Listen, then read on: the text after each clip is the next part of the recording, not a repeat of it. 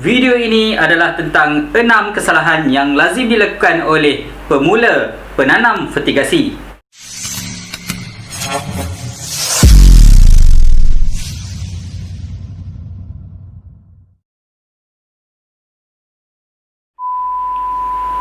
Hai, Assalamualaikum warahmatullahi wabarakatuh dan salam sejahtera. Bertemu dengan saya sekali lagi dalam channel Ihid Agro. Dan hari ini saya ingin berkongsi dan mengupas tentang satu topik yang penting, terutamanya kepada siapa yang baru nak berhajat untuk memulakan projek fertigasi, ataupun kepada sesiapa yang dah menjalankan projek fertigasi tetapi masih lagi melakukan kesalahan-kesalahan yang bakal saya sebutkan sebentar nanti. Jujurnya saya berasa begitu terpanggil untuk mengupas topik ini kerana tak ramai orang yang bagi tahu tentang kesalahan-kesalahan ni. Mungkin ada yang bagi tahu tapi di luar daripada YouTube lah, tak ada ramai yang berkongsi tentang benda ni. Dan saya rasa benda ini begitu penting supaya petani-petani ataupun bakal petani yang akan membuat projek fertigasi tak melakukan kesalahan ini dan tak membuang duit mereka ke jalan yang tidak betul. Dalam ke-6 poin yang bakal saya kupas sebentar nanti, poin nombor 3 adalah poin yang paling penting dan yang paling anda tak boleh skip.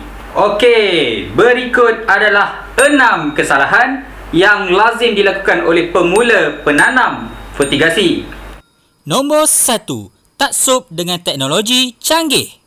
Ramai petani-petani yang baru nak memulakan projek fertigasi ataupun boleh kata baru mula untuk menceburi bidang pertanian ni, terlalu taksub dengan video-video yang menunjukkan ataupun mempamerkan teknologi-teknologi yang tinggi yang sedang digunakan oleh banyak syarikat-syarikat besar. Seperti sebagai contoh, macam penggunaan drone, penggunaan robot, apa semualah untuk membancuh baja, apa semua, untuk sistem yang bagus. Sebenarnya sistem tu memang bagus, tapi untuk pemula fertigasi yang tak berapa ada modal, itu tak perlu sebenarnya. Sebagai pemula fertigasi ataupun sebagai pemula untuk dalam bidang pertanian, kita perlu memulakan satu projek itu dengan kos yang begitu rendah. Melainkan kalau anda memang mempunyai modal yang begitu tinggi, seperti contohnya Ella ke apa semua kan, itu lainlah cerita. Tapi kalau untuk rakyat mahin macam kita yang membuat pertanian ni sekadar untuk mengubah hidup, ia sangatlah tidak sesuai. So kita guna je dengan apa yang ada. Kita boleh fokuskan kewangan kita, boleh laburkan kewangan kita tu dengan membuat satu benda yang lebih memberi impak, seperti pembajaan ataupun trellis ke apakah, structure pokok ke apa semua. Itu lebih penting. Kerana dengan kita melaburkan duit kepada baja ataupun kepada tanah, kepada apa semua tu, ia akan menambahkan hasil kita. Tapi kalau kita invest kepada teknologi-teknologi ni, dia akan menambahkan hasil juga, mungkin mengikut teknologi-teknologi tertentu, dan dia pun memang akan memudahkan kerja kita lagi. Tapi anda kena faham, teknologi-teknologi ni sangat-sangat mahal, sangat-sangat kalau kata anda buat, mungkin anda tak boleh balik modal untuk musim pertama, musim kedua, musim ketiga, mungkin dah sampai musim kelima pun tak balik modal lagi. So tak salah anda untuk menyimpan angan-angan tersebut. Simpanlah. Bila anda dah berjaya nanti, anda pakailah teknologi tersebut. Tak ada siapa nak halang. Nombor 2. Tidak memasang trellis. Poin ini adalah poin wajib yang mesti dipasang di dalam kebun kita. Sebagai contoh, kita buat tanaman terung ataupun tanaman cili ataupun tanaman timun apa semua, trellis adalah sangat penting. Kerana kalau tak ada trellis, kalau anda tak pasang trellis, kalau anda tak pasang structure yang betul-betul sesuai dengan tanaman yang anda tanam tu, ia sangat-sangatlah membazirkan duit anda. Kerana anda bayangkan kalau pokok cili dah sampai umur 50 hari ataupun 45 hari macam tu, buah dah sangat rimbun, tunggu masa saja untuk buah cili yang warna hijau tu tukar kepada warna merah. Tapi anda tak pasang trellis apa semua, pokok pun patah. Sedangkan bayangkan kalau orang yang dah pasang trellis pun pokok boleh patah, anda bayangkan kalau anda tak pasang trellis, memang pokok akan patah. So anda akan mengalir air mata saja sebab pokok anda patah apa semua, polybag terbalik apa semua, sebabkan tak ada sistem sokongan ni.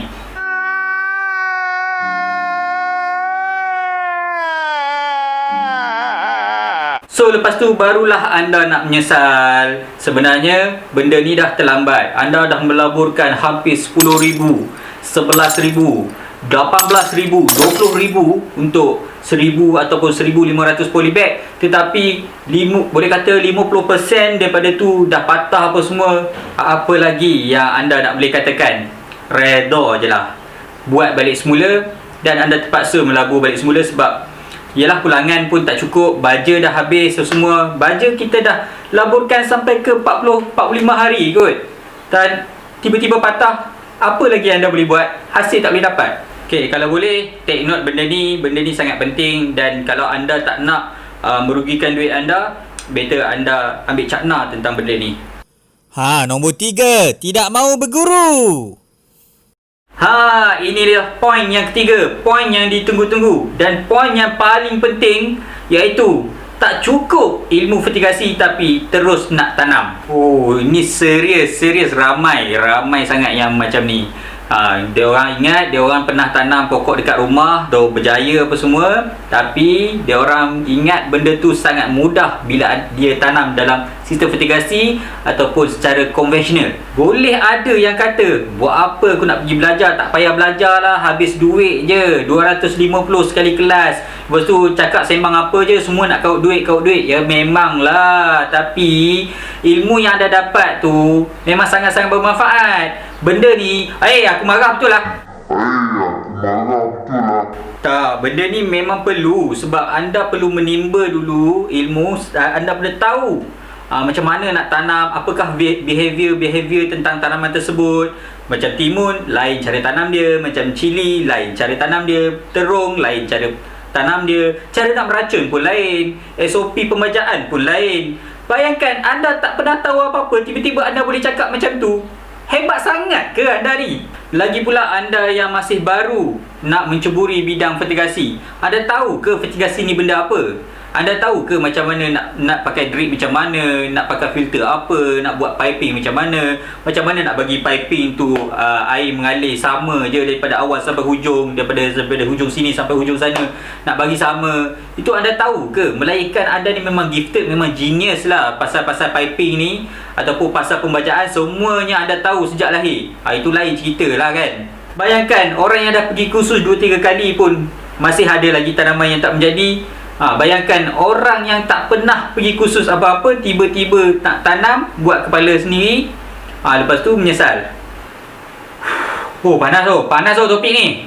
Jadi anda perlu belajar. Carilah guru yang betul, guru yang ikhlas mengajar anda. Sebab banyak juga guru-guru yang anda rasa dia guru, tapi sebenarnya dia nak mengaut keuntungan semata-mata daripada anda. Serius, saya tak tipu. Ramai orang yang claim dia cikgu, sebenarnya dia nak jual barang dia je. Serius, saya dah jumpa dah. Dan saya harap anda tak jumpalah orang-orang macam ni. Okey, saya harap sangat-sangat. Antara ciri guru yang anda perlu tengok sebelum anda nak pergi belajar, anda boleh tengok dia tanam jadi ke tak, dah lama ke dia dalam bidang pertanian atau dalam bidang fertigasi ni, ataupun dia ni memang education dalam bidang pertanian ke apa ke semua. Itulah yang anda perlu titik beratkan.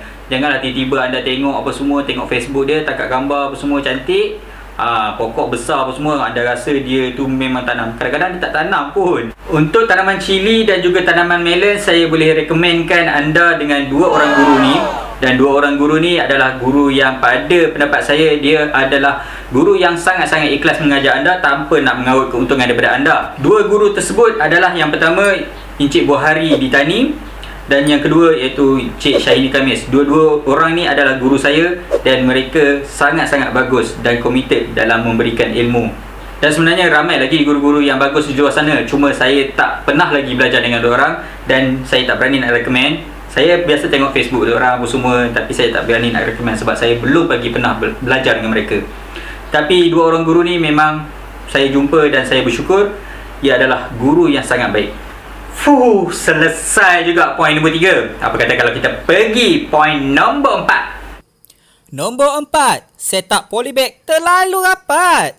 Poin ni juga selalu dilakukan oleh pemula-pemula fertigasi, dan yang dah lama buat fertigasi pun selalu buat kesilapan ni. Kesilapan yang saya maksudkan adalah kesilapan tanam pokok rapat-rapat. Jarak antara polybag tu terlalu rapat dan terlalu tak munasabah. Boleh kata daripada tengah polybag ke tengah polybag, boleh kata satu kaki lebih macam tu. Memang tak boleh lah, tak boleh brain. Bila kita tanya, kenapa korang tanam rapat-rapat? Jawapan dia orang apa? Jawapan dia orang, bila tanam rapat, barulah banyak polybag yang kita boleh tanam. Bila kita tanam rapat-rapat macam ni, contoh tapak ni sepatutnya boleh 1000 polybag je, tapi tapak dia boleh sampai 3000 polybag. Bayangkan 1000 ke 3000 polybag kot. Banyak tu. Bila kita bertanyakan kepada mereka, mereka akan mengeluarkan satu hujah, iaitu hujah matematik mudah. Dia orang kata, bayangkan kalau satu polybag boleh dapat cili dalam kata 2 kilo ataupun 3 kilo macam tu. Bayangkanlah kalau 3000 polybag berapa?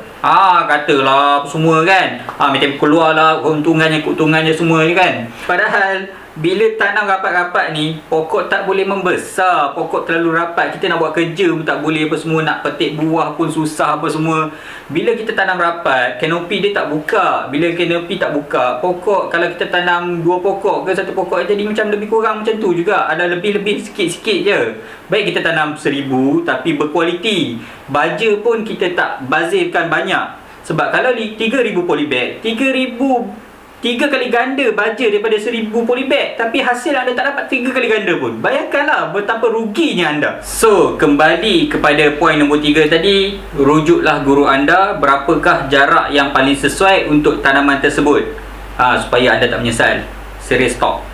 Nombor 5, memulakan projek dengan jumlah polybag yang banyak. Poin yang kelima ni adalah poin yang agak popular sebab ramai petani-petani fertigasi yang baru, dia nak buat projek yang besar terus tanpa dia orang nak buat yang kecil-kecil dulu.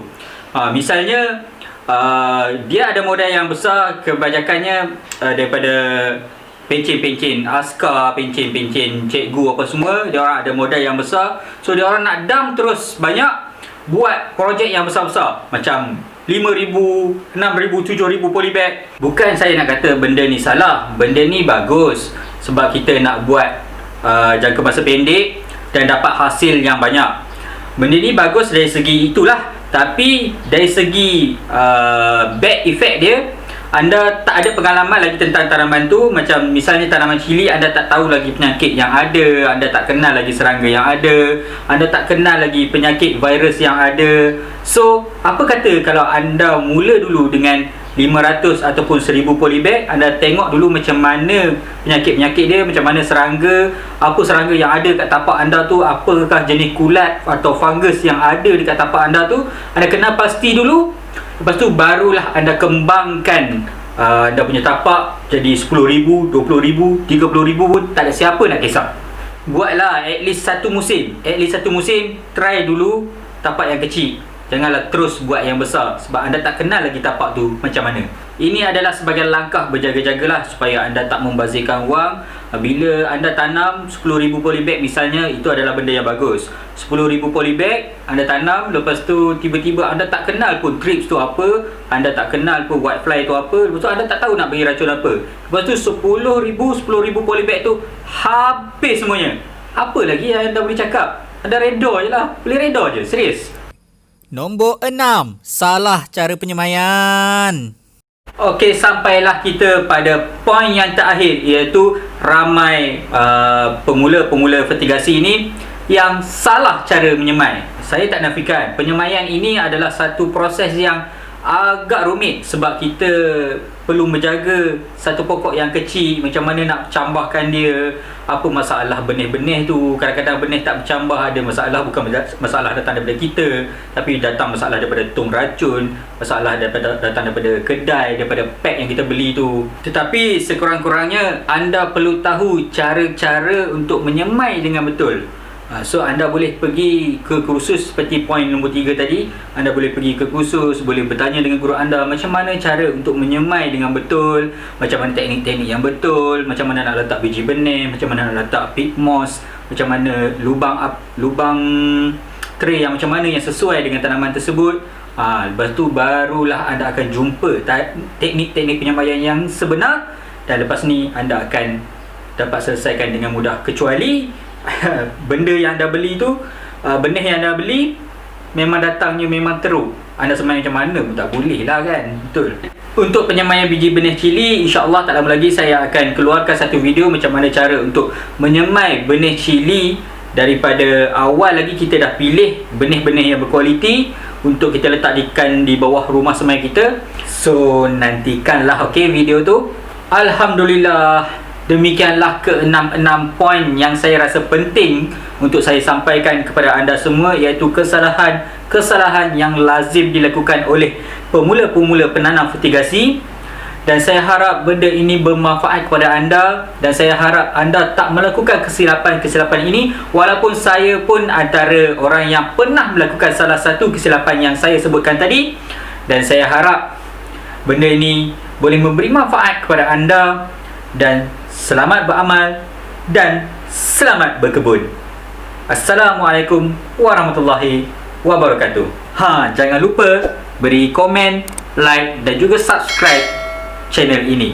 Okey?